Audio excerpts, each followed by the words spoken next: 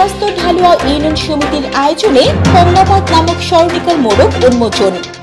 ঢাকাস্থ নাঙ্গলকোটের Dhalua union সমিতির আয়োজনে ইউনিয়নের ইতিহাস, ঐতিহ্য এবং এলাকার গুণীজনদের জীবনী নিয়ে প্রথমবারের মতো প্রকাশিত স্মরণিকা হোমনাবাদ এর মোড়ক উন্মোচন অনুষ্ঠান ও সাধারণ সভা শনিবার রাজধানীর নয়াপল্টনস্থ সানগ্রি লা ইন রেস্টুরেন্টে অনুষ্ঠিত হয়েছে।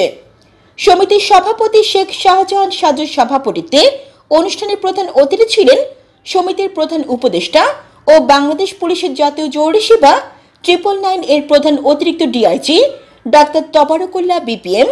বিশেষ অতিথি ছিলেন ফার্স্ট সিকিউরিটি ইসলামী ব্যাংকের executive chairman Mohammad Abdul Quddus, supreme court আইনজীবী অ্যাডভোকেট শাহজাহান, অধ্যাপক আবু জাফর মাহমুদ সালেহ, সাবেক প্রধান শিক্ষক জালালউদ্দিন আকবর বুলু, নাঙ্গলকোট প্রেস ক্লাব সভাপতি মজিবুর রহমান মোল্লা, বোরাক ট্রান্সপোর্ট ব্যবস্থাপনা পরিচালক ইসহাক মিয়া, বিশিষ্ট ব্যবসায়ী আবু তাহের মিয়াজি।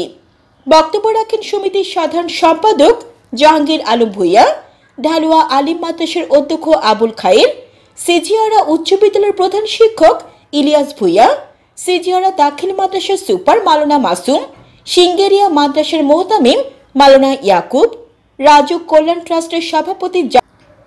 আর উপস্থিত ছিলেন অডিটের পরিচালক শাহিদুল হক, নয়াবাজার ডিগ্রি কলেজের প্রফেসর আব্দুল হাই, অ্যাডভোকেট মোহাম্মদ ইয়াসিন সহ সমিতির উপদেষ্টা সদস্য, সাধারণ সদস্য ও এলাকার বিভিন্ন শিক্ষা প্রতিষ্ঠানের প্রধান এবং বিভিন্ন ব্যক্তিবর্গ উপস্থিত ছিলেন। আর উপস্থিত ছিলেন অডিটের পরিচালক শাহিদুল হক, নয়াবাজার ডিগ্রি কলেজের প্রফেসর আব্দুল হাই, অ্যাডভোকেট মোহাম্মদ ইয়াসিন সহ সমিতির উপদেষ্টা সদস্য, সাধারণ সদস্য ও এলাকার বিভিন্ন শিক্ষা প্রতিষ্ঠান প্রধান এবং বিশিষ্ট ব্যক্তিবর্গ উপস্থিত ছিলেন। প্রকাশিত স্মরণিকার সম্পাদনার দায়িত্ব পালন করেন প্রফেসর মাহবুবুল হক। বক্তারা এলাকার ইতিহাস ও ঐতিহ্য নিয়ে এই প্রথম প্রকাশনা করায় অসাধারণ বলে আয়োজকদের ভূয়সী প্রশংসা করেন। সভা শেষে আগামী 2024-2027 সেশন 3 বছরের জন্য অ্যাডভোকেট মোহাম্মদ জাকির হোসেন ভূঁইয়াকে সভাপতি এবং মোহাম্মদ আমানুল্লাহকে সাধারণ সম্পাদক নির্বাচিত করা হয়। জান্নাতুল আফসানা, এন নিউজ 24 টিভি।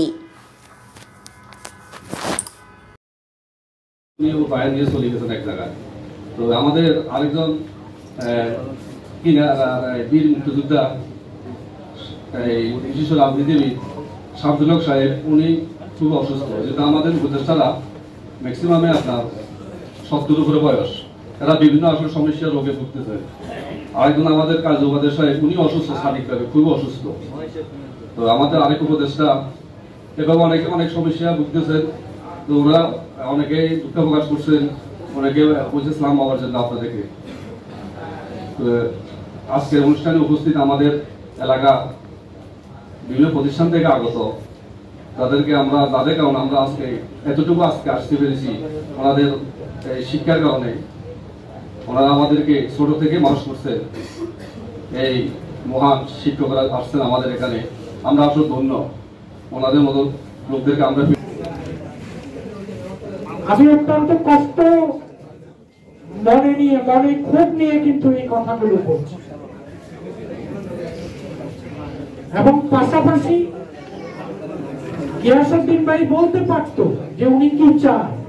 উনি যদি আবার সভাপতি হতে চায় আমাদেরকে বলতো, ওনাকে সভাপতি আমরা আবার করতাম, তাতে আমাদের কিছু হতো না, অসুবিধা কি ছিল। কিন্তু এর রহস্য কি, কেন এই সমিতিটাকে উনি ভাঙলো এবং একটা কমিটি করলো, যেই কমিটিতে আমার নাম যুক্ত করলো এবং আমাকে অসম্মানিত করলো। আমি আপনাদের কাছে খুব প্রকাশ করে আমি আমার নিজেকে হালকা করার জন্য এই কথাগুলো বললাম। তো যাই হোক, আমার যেহেতু আমি কষ্ট পেয়েছি সে কারণে আমি এই কথাগুলো বললাম। আপনারা আমার কথায় যদি ভুল ত্রুটি মনে করেন আমার ক্ষমাসুন্দর দৃষ্টিতে দেখবেন, এবং এই সমিতি এগিয়ে যাক, নতুন কমিটি হোক, নতুন উপদেষ্টা কমিটি হোক, এলাকার মানুষ হিসাবে, ঢালুয়ার মানুষ হিসাবে আগত যে কমিটি আসবে, আগত যে উপদেষ্টা কমিটি হবে, সবাইকে আমি আমার তরফ থেকে যত ধরনের সহযোগিতা পরামর্শ দরকার আমি করব।